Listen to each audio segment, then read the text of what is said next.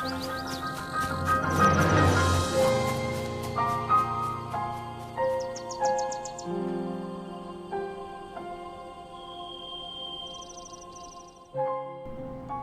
all, and welcome. In today's video, I'm going to be talking about why Legend of Zelda Breath of the Wild is a masterpiece and one of the greatest games of all time. For those of you who haven't played this game, this video contains minor spoilers, so click off if you don't want to see any spoilers. With that being said, let's get on to the video. Legend of Zelda Breath of the Wild, which I will be referring to as Breath of the Wild for the rest of the video, was released on March 3rd of 2017 for the Wii U and Nintendo Switch. Coincidentally, this was the same day that the Switch was released, and the last first-party game to be released on the Wii U. Upon its release, it received outstanding reviews, and to this day, over 4 years after its release, retains an outstanding Metacritic score of 97. Chatting with other players, I've heard very little to no criticism about the game, and if you were to scroll through Metacritic reviews, most of the reviews you see from players and critics alike rate Breath of the Wild highly. But how can this game be so universally loved? Section 1. Gameplay. One of the most obvious things that comes to mind when evaluating the success of a video game is its gameplay. This is no different for Breath of the Wild. One of the main focal points of gameplay in Breath of the Wild is its open world of Hyrule. You, as Link, are dropped into a ruined Hyrule after the events of the Great Calamity. The player is allowed to walk virtually anywhere they want inside the world border. You are also allowed to fast travel to certain landmarks through the additions of Sheikah Towers and shrines.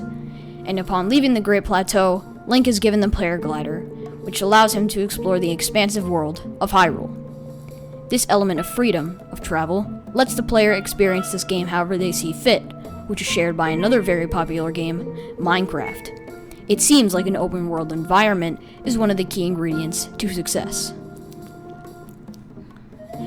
Another feature of gameplay that I wanted to highlight is the rune system. At the beginning of the game, the player is given access to 4 basic runes. Later on, you're required 2 more, but I won't be discussing those. The 4 runes I do want to discuss are the remote bombs, Magnesis, Stasis, and Cryonis.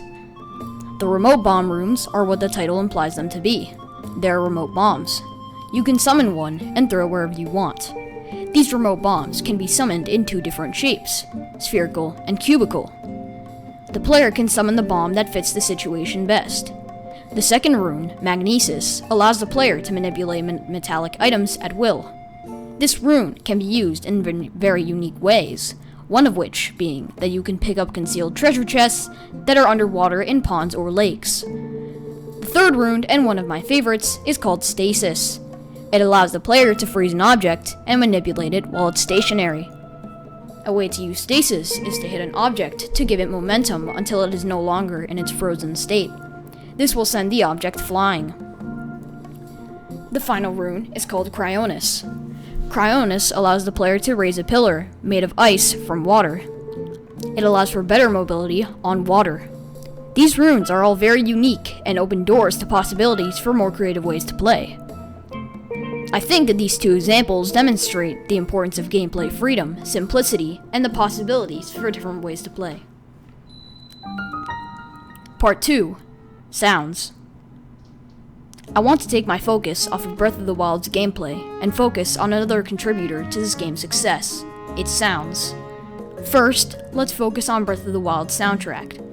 The soundtrack of Breath of the Wild was composed by, sorry if I pronounce these names wrong, Manaka Kataoka, Yasuaki Iwata, and Hajime Wakai. These composers did an outstanding job on this soundtrack. One of the greatest strengths of this OST is the way that it mirrors the game. It creates emotion and signals to the player where they are. For example, let's talk about Tarrytown, one of the many towns in Breath of the Wild. The formation of this town actually takes place through side quests, and it's definitely one of the most rewarding side quests to complete in the entire game, so I recommend that you do complete it. The player is tasked with gathering people from all over Hyrule, and as each person arrives at Tarrytown, Elements of their theme of their native town are integrated into the track. You really have to listen to it for yourself to get the full experience though. Another cool addition regarding Breath of the Wild's sounds is its reactive music. The music reacts to the environment and changes based on what's happening. When danger is approaching, certain chords play. When there are no enemies in close proximity, you will hear different chords. You learn to react to the environment, and this really amplifies the emotions that the game sends out. There's so many small details and nuances to the more subtle parts of sound design in Breath of the Wild that I can't explain in a video that discusses the game as a whole. A good soundtrack that is as polished as Breath of the Wild's makes the game more memorable and helps you appreciate it in the long run. Part 3. Conclusion. Having discussed everything that I had in mind, that's just about it. If you made it to this part of the video, thanks for watching. It means a lot. This is the first video of many to come on this channel, so if you want to support the channel, leave a like and subscribe. If you want to see more videos like this, turn on all notifications so you know when I upload. And with that, my friends, I will see you in the next one.